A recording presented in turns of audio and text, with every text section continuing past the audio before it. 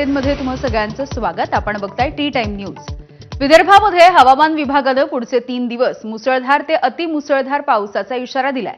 नागपूरमध्ये 2 तास मुसळधार पाऊस झाला आणि या पावसाने नागपूरमध्ये दाणादाण उडवलेली आहे। मुसळधार पावसामुळे अनेक भागात पाणी देखील साचलंय। नागपूरच्या खामला भागामध्ये असलेल्या सोमलवार शाळेच्या बाहेर 3 फुटांपर्यंत पाणी साचलं। दुसरीकडे नवजीवन कॉलनी, शांतिनिकेतन कॉलनी या परिसरामधल्या घरांमध्ये देखील पाणी शिरलंय। नागपूरच्या छत्रपती चौकातही मोठ्या प्रमाणावरती पाणी साठून राहिलं। इथल्या भागामध्ये अनेक गाड्या या देखील पाण्याखाली गेलेल्या आहेत।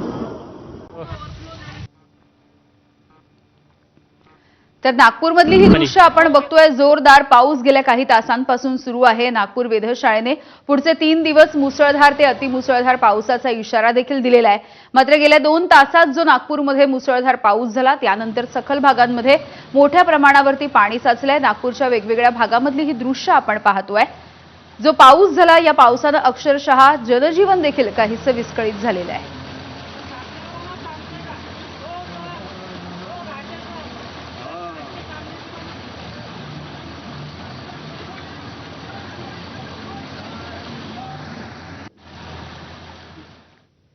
या सगळ्या घडामोडी सविस्तरपणे जाणून घेऊयात। नागपूरमधल्या सोमलवार शाळेमध्ये 3 फुटांपर्यंत पाणी साचलं आणि पाणी साचल्यामुळे विद्यार्थी, पालक आणि शिक्षक या सगळ्यांचीच तारांबळ उडाली आहे। विद्यार्थ्यांना शाळेमधून बाहेर काढण्यासाठी पालक आणि विद्यार्थ्यांना अक्षरशः तारेवरची कसरत करावी लागली।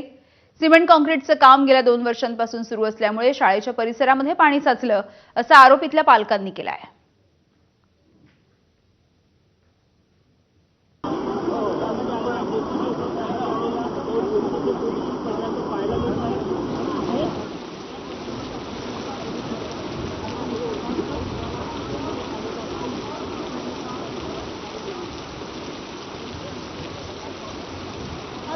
सिस्टम आहे त्या सिस्टमला दुरुस्त केलं पाहिजे। गेल्या 2 वर्षापासून काम सुरू आहे।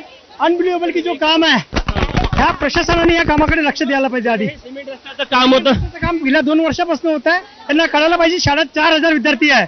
4 विद्यार्थ्यांचे आज बघा हाल कसे होत आहे। त्यांनी सिस्टम आता लवकरात लवकर हे रस्ता दुरुस्त केला पाहिजे।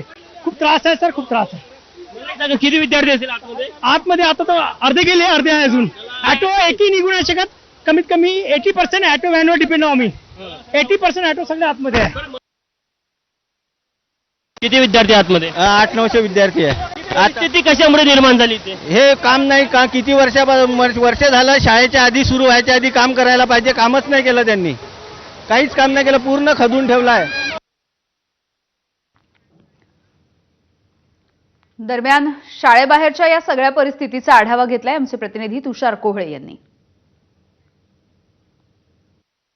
नवजीवन कॉलनीमधले दृश्य आपल्याला पाहायला मिळत आहे की याच वर्षी प्रशासनाने ते कोट्यावधीचा निधी खर्च केल्यानंतरही कशा प्रकारे या संपूर्ण परिसरामध्ये पाणी साचलेलं आहे। अनेक घरामध्ये पाणी गेलेलं आहे आणि दरवर्षीची जी समस्या होती प्रशासनाने काम केल्यानंतर देखील यावर्षी देखील कायम राहिल्याचं आपल्याला पाहायला मिळत आहे।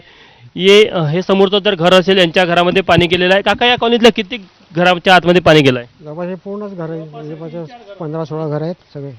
काका इकडे पुढे तुम्ही बोला, या इकडे। या साईडचे 3-4 घरामध्ये पाणी घुसते। पूर्ण म्हणजे पाणी समोर जाते, मागून जाते आतमध्ये। यावर्षी प्रशासनाने काय काम केलं? यावर्षी नागपूरच्या नवजीवन कॉलनी, शांतिनिकेतन कॉलनीमधल्या घरांमध्ये पाणी शिरलं। संपूर्ण कॉलनी परिसरामध्ये सध्या गुडघापर्यंत पाणी आलेलं आहे। इथला आढावा घेतलाय आमच्या प्रतिनिधींनी।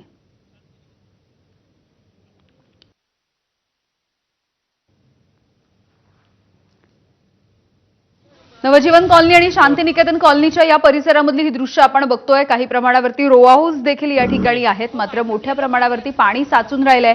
हे पाणी इथल्या नागरिकांच्या घरामध्ये देखील गेलेलं आहे। काही सोसायट्या आहेत, या सोसायट्यांमध्ये, कॉलन्यांमध्ये देखील पाणी शिरलेलं आहे आणि दुचाकी वगैरेची स्थिती जर आपण बघितली तर या दुचाकी देखील सध्या पाण्याखाली लुप्त झालेल्या दिसत आहेत।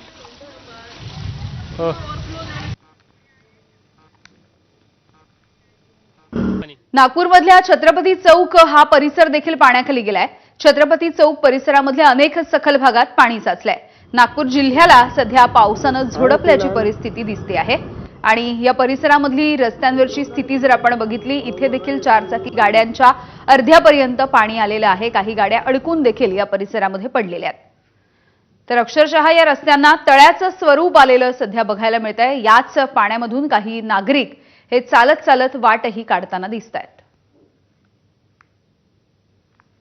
काही तासाच्या पावसाने नागपूरच्या अनेक भागामध्ये पाणी साचलेलं आहे. त्यामुळे आपण बघू शकतो की सध्या हे दृश्य आपल्याला छत्रपती चौकामधलं आहे. छत्रपती चौकामध्ये कशा प्रकारे पाणी साचलेलं आहे आणि एक बस कशा प्रकारे तिथे अडकल्याचं देखील पाहायला मिळत आहे. आणि प्रशासनाकडून आता इथे JCB आणण्यात आलेला आहे आणि कुठेतरी पाण्याचा प्रवाह तयार करून हा संपूर्ण परिसर जलमुक्त करण्याचा प्रयत्न सुरू आहे. मात्र अनेक दुकानं अशी आहे की जिथे आतमध्ये पाणी शिरलेलं आहे.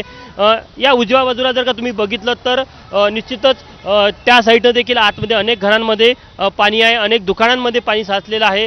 विशेष करून वॉटर लॉगिंगचं जे व्यवस्थापन इथे करण्यात आलेलं होतं ते कुठेतरी निकामी झालेलं आहे आणि त्यामुळे मग आपल्याला या भागामध्ये अनेक घरामध्ये पाणी साचल्याचं पाहायला मिळत आहे. अनेक वाहनं हे पाण्याखाली गेल्याचं दिसून येत आहे. इथे एक रेस्टॉरंट आहे ते देखील पूर्णतः पाण्याखाली गेल्याचं दिसून येत आहे.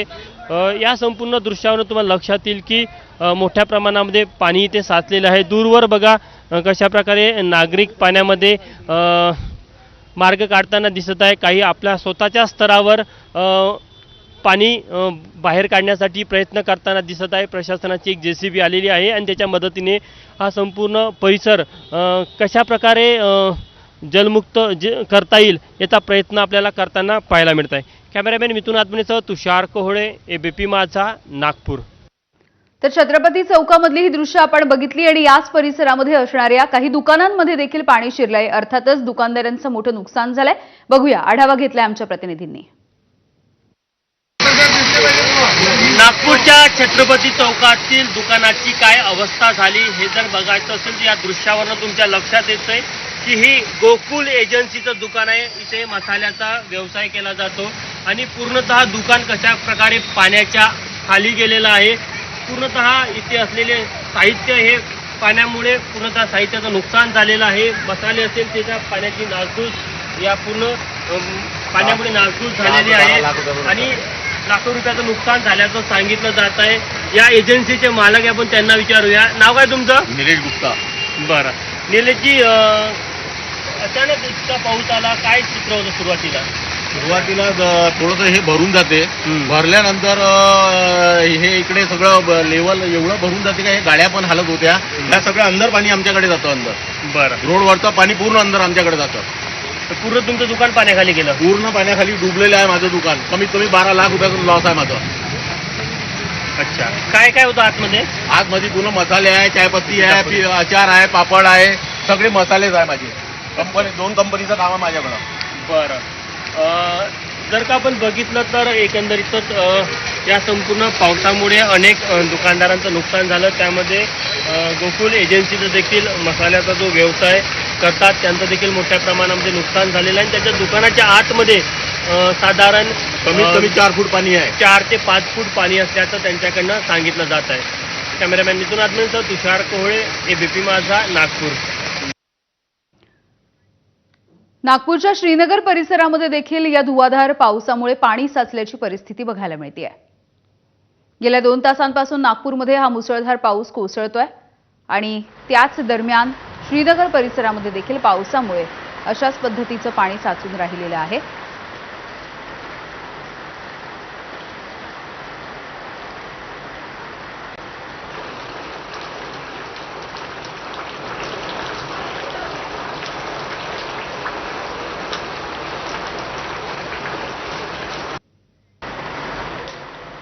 पुढची बातमी बघूयात. महाराष्ट्रामध्ये विद्यार्थ्यांच्या आंदोलनाच्या काळामध्ये दाखल करण्यात आलेले गुन्हे हे रद्द करण्याचे आदेश